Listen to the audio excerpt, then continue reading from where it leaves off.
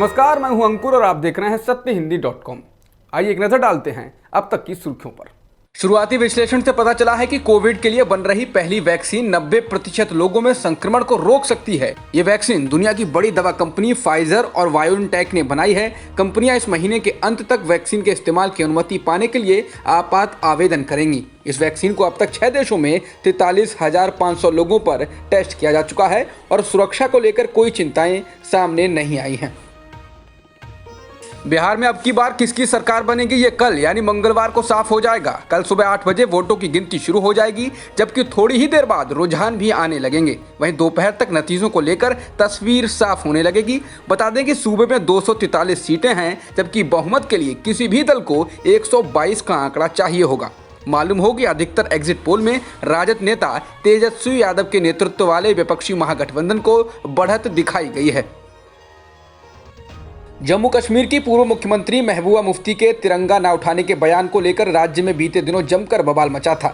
अब मुफ्ती ने मामले की गंभीरता को देखते हुए अपने बयान में करेक्शन किया। उन्होंने सोमवार को कहा कि विधायक बनने के बाद उन्होंने जम्मू कश्मीर के संविधान में आस्था रखने और भारत की एकता और अखंडता की रक्षा करने की शपथ ली थी। ये दोनों चीजें एक दूसरे से इंटरलिंक हैं। ऐसे में वह जम्मू कश्मीर के झंडे के साथ तिरंगा उठाने के लिए तैयार हैं। जम्मू कश्मीर की पूर्व मुख्यमंत्री महबूबा मुफ्ती ने एक बार फिर अनुच्छेद 370 के मसले पर केंद्र सरकार पर निशाना साधा है। महबूबा मुफ्ती ने कहा कि आज घाटी में युवाओं के पास नौकरी नहीं है, इसलिए उनके सामने हथियार उठाने के अलावा कोई विकल्प नहीं बचा है। आज आतंकी कैंप में भर्तियां बढ़ने लगी हैं। पीडीपी नेता ने आरोप लगाया कि बीजेपी जम्मू कश्मीर की जमीन को बेचना चाहती है। आज बाहर से आकर लोग यहाँ नौकरी कर रहे हैं, लेकिन हमारे बच्चों को नौकरी नहीं मिल रही है। एक बार फिर तनिष्क ने विवादों के बाद अपना विज्ञापन वापस ले लिया है। दरअसल टाटा समूह की कंपनी टाइटन के ज्वेलरी ब्रांड तनिष्क ने इस बार दिवाली को लेकर विज्ञापन बनाया था, जिसमें दिवाली पर पटाखे छुड़ाने के लिए मना किया गया है। एकत्वम कैंपेन के तहत ही जारी इस विज्ञापन में नीना गुप्ता, सयानी गुप्ता, निम्रत कौर और अलाया फर्नीचर वाला ने काम किया है। ये आपस में बातचीत कर ये बता रही हैं कि इस दिवाली पर क्या करेंगी। सयानी गुप्ता कहती हैं कि वे पटाखे नहीं छुड़ाएंगी और इसकी जगह अपनी मां के साथ कुछ समय बिताना पसंद करेंगी। जिसके बाद सोशल मीडिया पर इस ऐड के खिलाफ भी गुस्सा भड़क गया और इसे हिंदुओं की परंपरा पर चोट के रूप में पेश किया गया। बम्बई हाईकोर्ट ने पत्रकार अर्नब गोस्वामी को जमानत देने से इनकार कर दिया है। अर्नब को रायगढ़ पुलिस ने आत्महत्या के लिए उकसाने के एक मामले में गिरफ्तार किया है। वो इस समय 14 दिनों की न्यायिक हिरासत में हैं।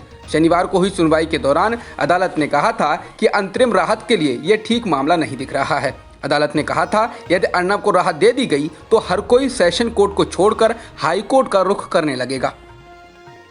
दिल्ली हाईकोर्ट ने सोमवार को रिपब्लिक टीवी और टाइम्स नाउ चैनलों से प्रमुख बॉलीवुड निर्माताओं की एक याचिका पर जवाब मांगा है। इस याचिका में टीवी चैनलों को फिल्म इंडस्ट्री के खिलाफ कथित गैर जिम्मेदाराना, अपमानजनक और मानहानि वाली टिप्पणी करने या छापने से रोकने की अपील की गई है। साथ ही इस याचिका में ये भी मांग की गई है कि इन चैनलों को इंडस्ट्री के सदस्यों के खिलाफ विभिन्न मसलों पर मीडिया ट्रायल करने से रोका जाए। तेलंगाना के सादनगर की रहने वाली छात्रा ऐश्वर्या रेड्डी ने परिवार की आर्थिक स्थिति खराब होने से परेशान होकर आत्महत्या कर ली।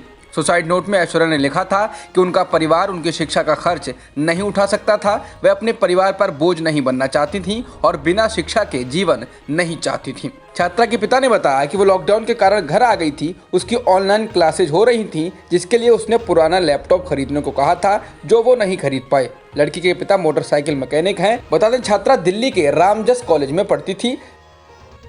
तेलंगाना की छात्रा की आत्महत्या पर कांग्रेस के पूर्व अध्यक्ष राहुल गांधी ने ट्वीट कर अपनी संवेदनाएं व्यक्त की हैं। इसके साथ ही उन्होंने मोदी सरकार पर निशाना साधा और कहा कि जानबूझकर की गई नोटबंदी और देशबंदी से बीजेपी सरकार ने अनगिनत घर उजाड़ दिए हैं। एनसीबी ने सोमवार को बॉलीवुड एक्टर अर्जुन रामपाल के मुंबई स्थित घर पर छापेमारी कर तलाशी ली। ये कार्रवाई बॉलीवुड ड्रग्स रैकेट के सिलसिले में एनसीबी की पहले से चल रही जांच का ही हिस्सा माना जा रहा है।